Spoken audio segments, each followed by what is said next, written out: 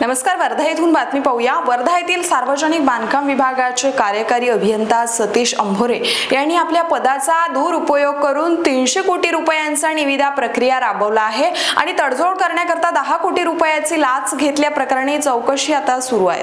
तर यांच्या भ्रष्टाचाराचे लवकरच पितळ उघड पडणार असल्याचे हे चित्र इथे पाहायला मिळते आहे। महत्त्वाची बातमी, यांनी केलेल्या भ्रष्टाचाराची अनियमिततेची दस्तऐवजासह मंत्रालय, मुंबई व लाचलुचपत विभाग तक्रारी दाखल केल्या। तसेच सतीश अंभोरे यांनी विश्वकर्मा योजनेच्या नियोजनासाठी हेलिपॅड, व्यासपीठ, प्रवास जेवणाच्या व्यवस्थाकरिता अनेक एजन्सींना निमंत्रित करून त्यांच्याकडून अब्याचे सवा रकमेमध्ये देयक स्वीकारले असून सतीश अंभोरे यांनी कळस गाठला असल्याचे यामध्ये दिसते।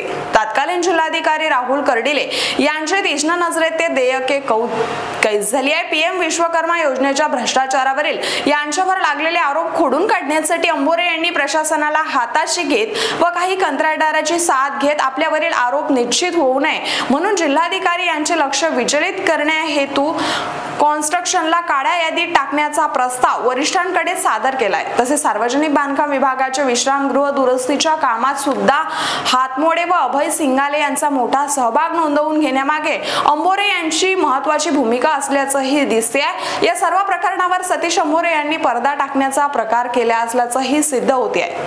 आता पुढील कारवाई सतीश अंभोरे यांच्यावर काय होणार याकडे आता संपूर्ण वर्धावासियांचे लक्ष लागले आहे।